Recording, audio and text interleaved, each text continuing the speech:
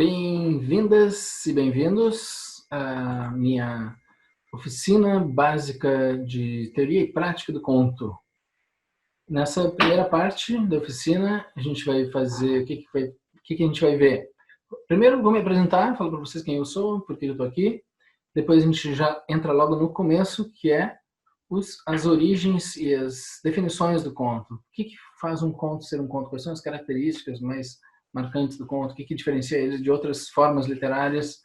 Também vão ver as perguntas dos internautas, dos radiovintes, dos telespectadores, enfim. E na segunda parte da oficina, a gente vai falar sobre o show don't tell. O que é o show don't tell? É o mostrar, não dizer, uma técnica de escrita bem importante que vai ser aplicada nas nossas práticas dos contos. Vamos fazer alguns exercícios com essa técnica. Depois a gente vai entrar em mais exercícios falando sobre o Oulipo. O que é o Oulipo? Oulipo é um movimento francês de escritores dos anos 60 que fizeram algumas práticas bem curiosas com exercícios de escrita, e a gente vai aplicar algumas delas aqui também. E em algum momento vai aparecer o Gato Chico também, não sei se vai ser na primeira ou na segunda parte.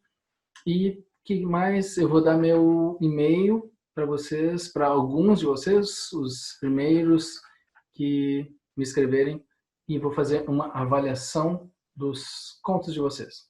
Então, espero que gostem, espero que vejam as duas partes, porque elas se complementam, e é isso aí. Boa viagem. E aí se pergunta, mas quem é essa pessoa aqui querendo me falar sobre contos? Então vou me apresentar. Meu nome é Diego Lopes, sou escritor, autor de 3 livros. O primeiro deles foi este livro aqui, se chama Pessoas Partidas, que são 21 contos, e o livro, a unidade temática do livro seria o seguinte: são contos em que todas essas pessoas, os personagens dos contos, se encontram em situações limite de suas vidas. Elas estão em algum momento em que elas não vão poder, depois do que acontece, depois do conflito do conto, serem as mesmas pessoas. Elas têm que tomar decisões, elas têm que viver com as consequências do que elas decidiram para si.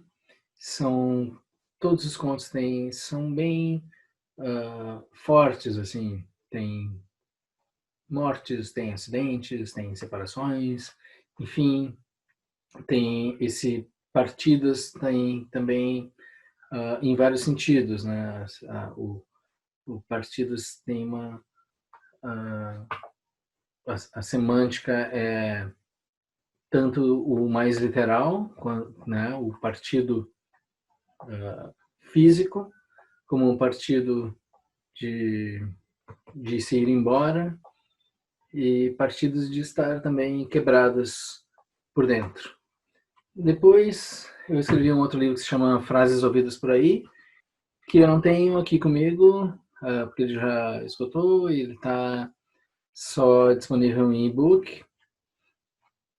E o meu mais recente livro é esse aqui, que se chama Magrafo, Dicionário de Palavras Inexistentes, que ele consiste justamente nisso, em listar 201 palavras, no caso, que são palavras para as quais tem definições para as quais ainda não existiam nenhuma palavra. São palavras inventadas. Mas a gente vai focar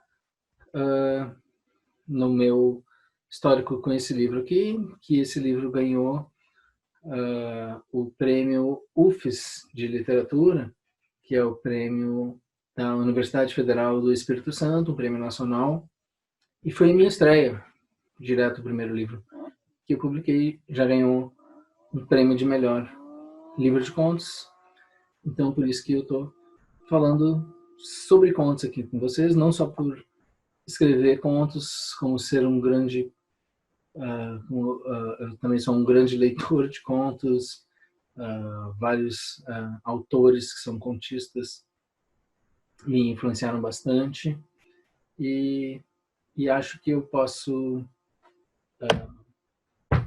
tentar fazer com que quem está interessado em conto se interesse ainda mais e entre nesse mundo muito fascinante que é o da escrita de contos.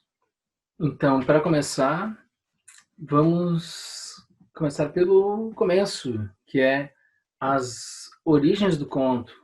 E depois já falo sobre as principais características do conto. O que define um conto? O conto se originou muito antes da escrita. Ele foi provavelmente uma das primeiras manifestações de narrativas que os homens tiveram, que se originou basicamente daquelas reuniões que se faziam em volta de uma fogueira, tinha alguém que contava uma história, reunia todo mundo em volta. E por que seria o conto a narrativa ideal para esse tipo de reunião, de encontro?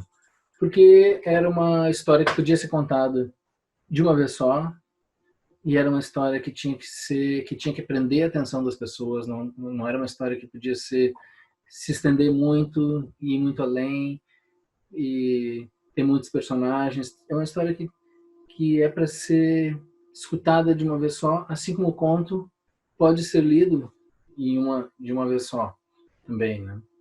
Então, se não me engano, esse tiozinho aqui é o Mark Twain, também um grande contista.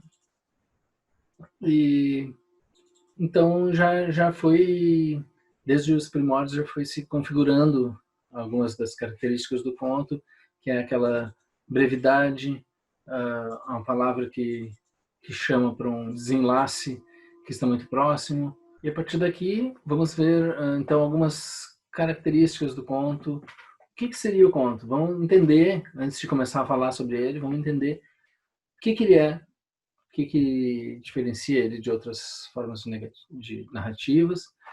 E, por exemplo, tem gente que tenta definir o conto como quantitativamente, né? Eles dizem que não, o conto é uma narrativa que tem entre 1.000 e 20.000 palavras. Mas tudo bem, mas e aí, se uma narrativa tiver 990 palavras, não chega a ser um conto? Se tiver 20.010 palavras, ela já deixou de ser um conto?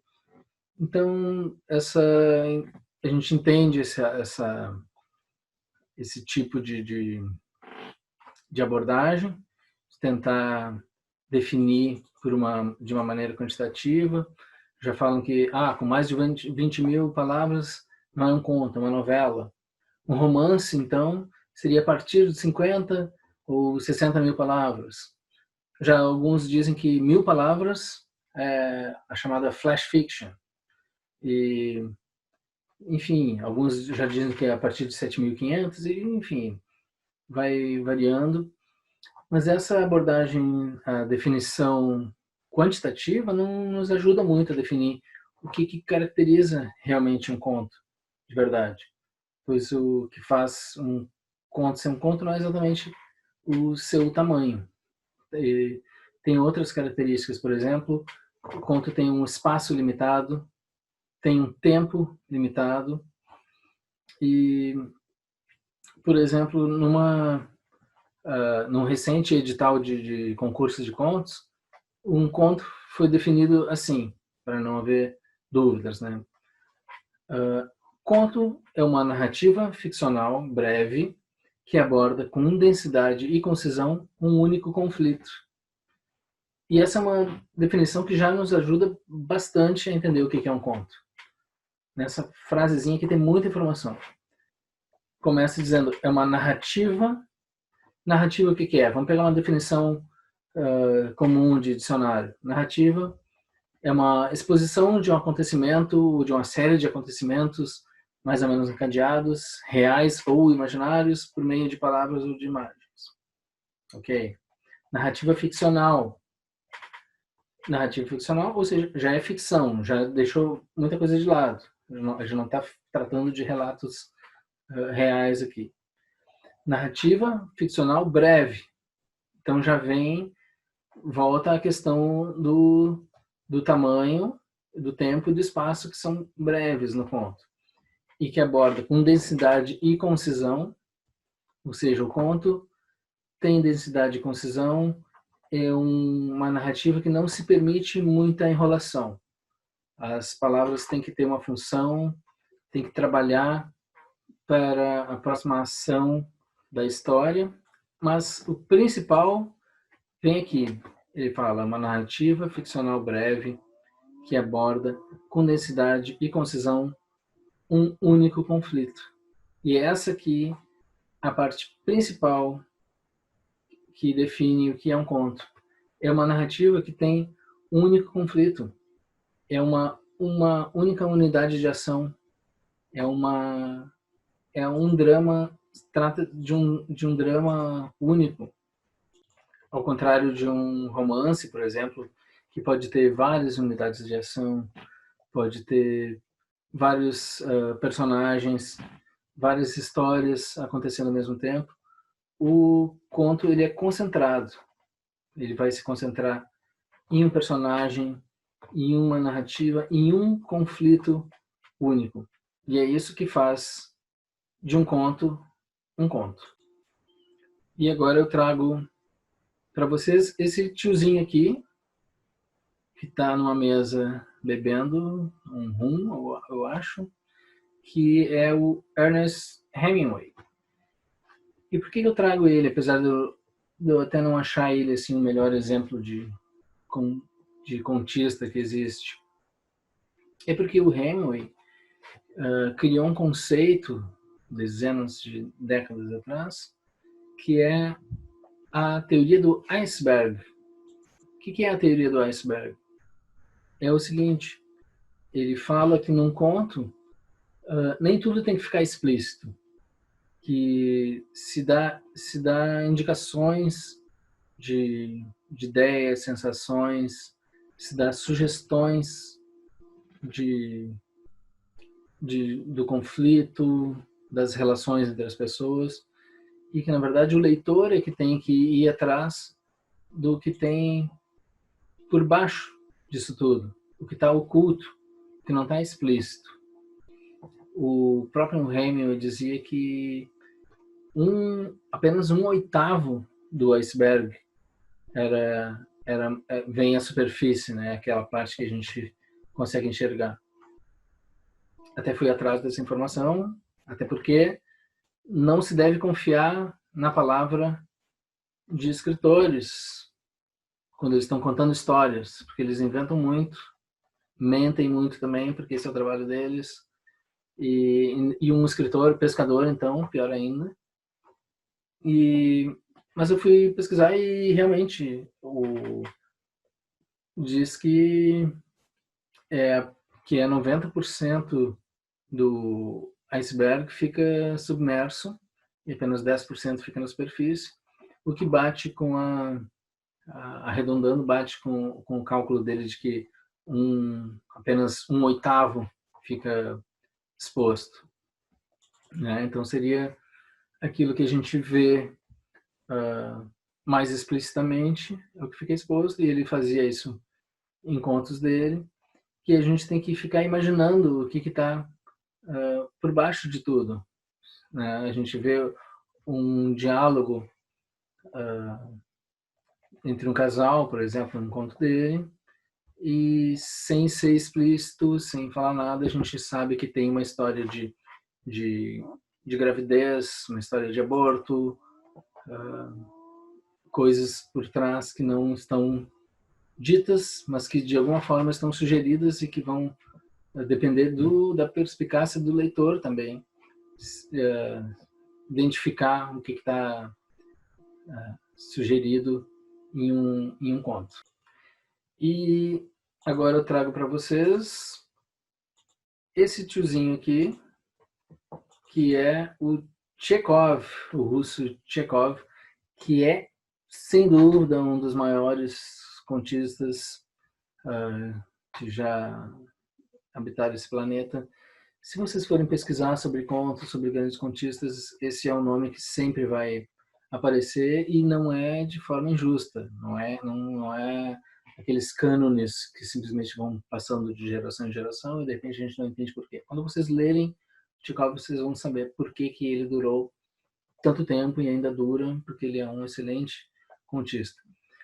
Ele também tinha suas teorias sobre escrita, e uma delas bem famosa é uma que ele diz que se no primeiro capítulo, se nas primeiras páginas apareceu um rifle pendurado numa parede, ou uma arma, lá pelo terceiro ato, quinto capítulo, esse rifle ou essa arma obrigatoriamente deve ser disparada. Ou seja, o que ele quer dizer com isso? Ele quer dizer que todo elemento no conto não é gratuito. Nada pode ser gratuito, já que a narrativa é muito breve, é muito concisa, tudo que aparece ali tem que servir a um propósito. Então, se apareceu a arma, essa arma tem que ser disparada. Ela tem que estar ali por algum motivo, ela não pode aparecer gratuitamente. E, claro, isso é questionável, assim como muitas das coisas que a gente vai ver aqui.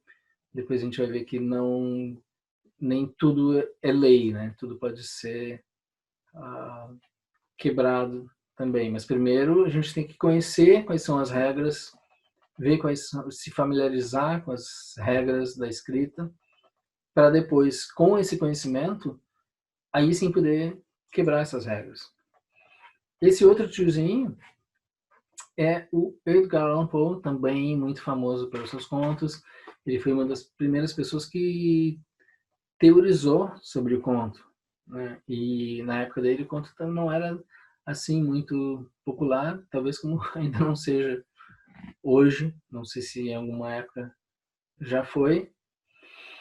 E ele também tinha essa questão de que no conto nada pode sobrar, tudo tem que contribuir, cada frase, o conto tem que ter uma narrativa única, um conflito único, e que toda frase, tudo tem que contribuir para o seu final, tudo tem que, de alguma forma, servir para o encaminhamento final do conto. Então, por aí, pelas palavras do Ernest Hemingway, do Chekhov, do Edgar Allan Poe, a gente já tem uma ideia de que o conto é inimigo da enrolação, inimigo do desperdício. A narrativa tem que ser breve, e também isso é relativo, né? A gente vê, por exemplo, a Alice Munro, que foi a única escritora, ou entre todos os escritores a ganhar o prêmio Nobel, que é exclusivamente contista. E os contos dela já não são tão breves assim, né? Ela tem contos que vão de 50, 60 páginas, são quase mini romances, de tanto que ela expõe nos contos dela. E o que fica disso tudo é o mais importante. O conto é uma narrativa de conflito único e breve. Tem gente que diz que o conto é uma escola, que seria o escritor, antes de experimentar a verdadeira arte da literatura, que é o romance, ele se exercita no conto, né? Ele pratica antes de se arriscar num empreendimento mais sério, que seria um romance, uma narrativa longa. E eu discordo muito disso. Para mim, o conto ele já é uma arte literária que se basta por si e não, de forma alguma, significa que ele é menor do que o romance, ele é apenas um formato diferente. Muitas vezes podemos dizer que o conto é mais complexo, mais difícil até do que o romance. A gente tem aí muitos autores que são autores consagrados e que são também grandes contistas.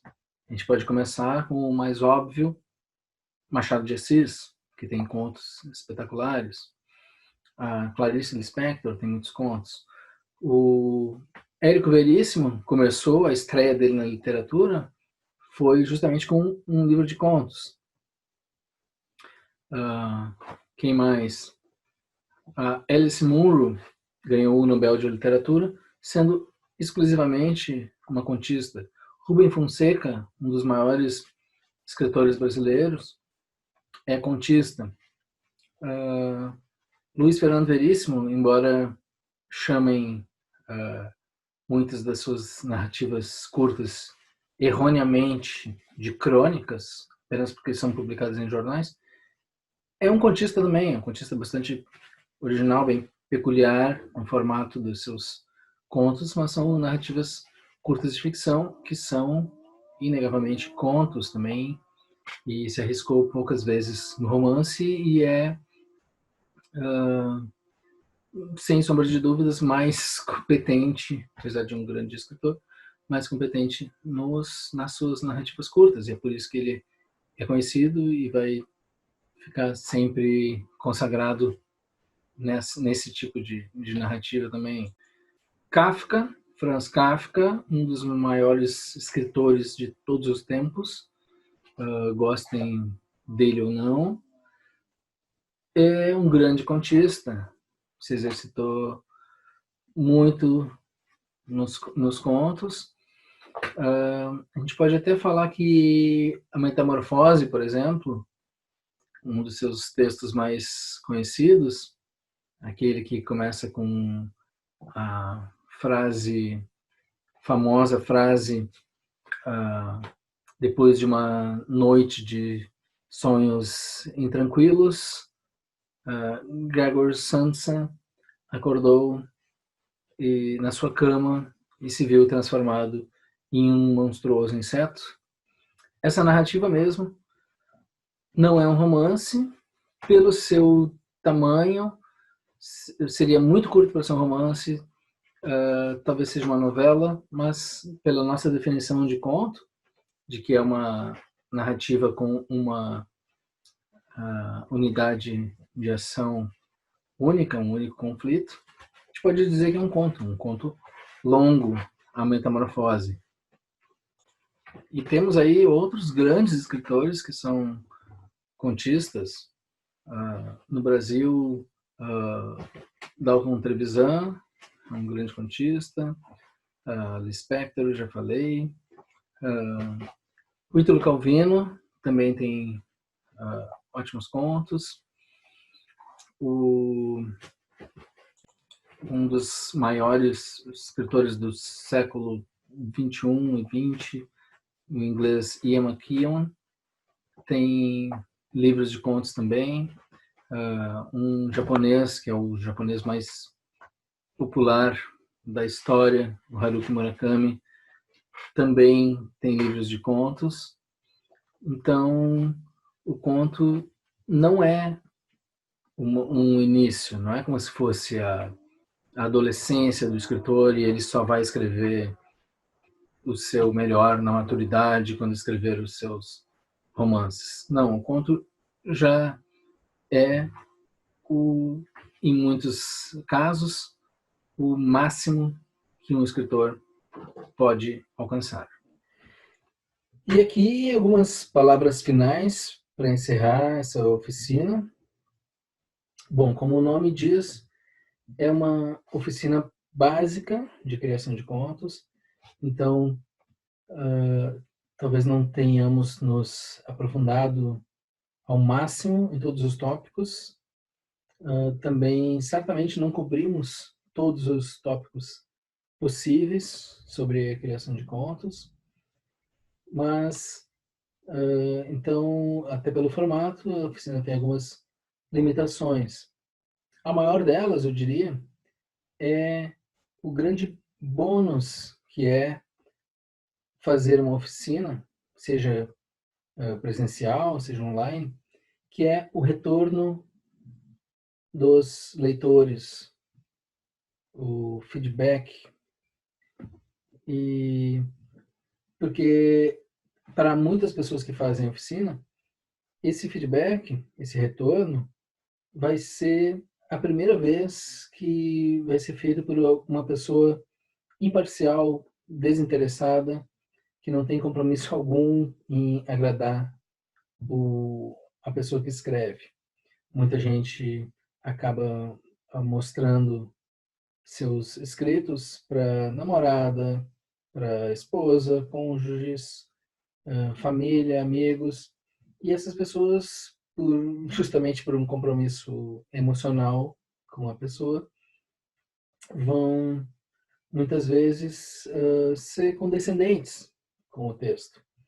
E numa oficina, essa é a parte mais difícil de se enfrentar, as críticas, ser colocado ao escrutínio dos outros, ter seu texto exposto para pessoas que não têm compromisso algum em te agradar.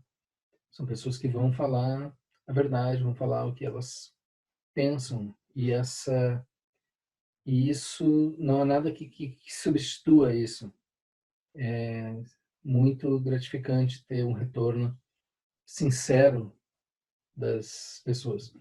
Por isso, também, para essa oficina ser uma oficina na prática de teoria e prática de contos, eu vou me disponibilizar para fazer a crítica de contos para as 5 primeiras pessoas que me enviarem seus contos para o e-mail magrafodpi@gmail.com, magrafodpi@gmail.com.